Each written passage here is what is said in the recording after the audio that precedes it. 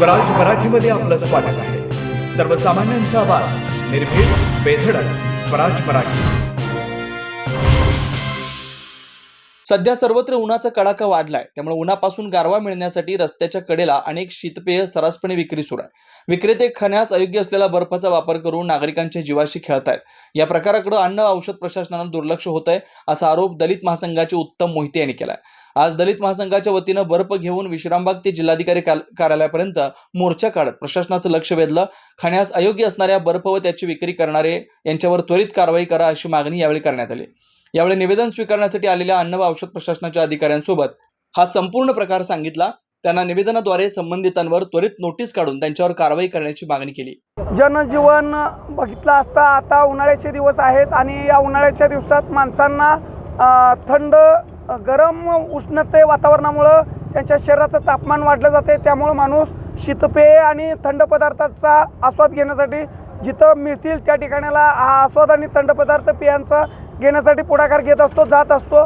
याचा गैरफायदा घेत आपल्या शहरातील विविध ठिकाणी, सांगली जिल्ह्यातल्या मला वाटतं अन्न भेसळच्या आशीर्वादाने विविध ठिकाणी हातगाड्या असतील किंवा पदचारी फेरीवाले असतील किंवा अतिक्रमणमध्ये मोठ्या दिमागात ताटलेले स्टॉल असतील, हे बेकायदेशीररित्या असे शरीरास अपायकारक असणारे बर्फ घेऊन खाण्यास लोकांना विक्री करत आहेत। ते शीतपेयातनं तसेच थंड पदार्थातनं दिले जातात।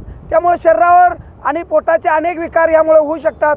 अनेक वेळा अन्न भेसळकडे आम्ही गावातील विविध प्रकार असतील, हॉटेल्स असतील किंवा फूड्स असतील, हे बेकायदेशीररित्या चालू आहे, इथं गैरप्रकार चालू आहे, अशा आम्ही अनेक वेळा तक्रार केल्या दलित महासंघानं। पण संबंधित जे समुद्रे म्हणून अधिकारी आहेत, हे झोपाचं सोंग घेऊन संबंधित लोकांच्यावर आशीर्वाद ठेवत साप्ताहिक मासिक हप्ते घेऊन या ठिकाणाला राजरोजपणे बेकायदेशीररित्या विक्री या अन्नपूरच्या छायेखाली चालू आहे। हे आम्ही आज संबंधित जिल्हाधिकारी साहेब असतील किंवा संबंधित मीडिया असेल किंवा जनतेच्या समोर आणण्यासाठी आम्हाला आज हे बर्फ घेऊन आंदोलन करावं लागलं।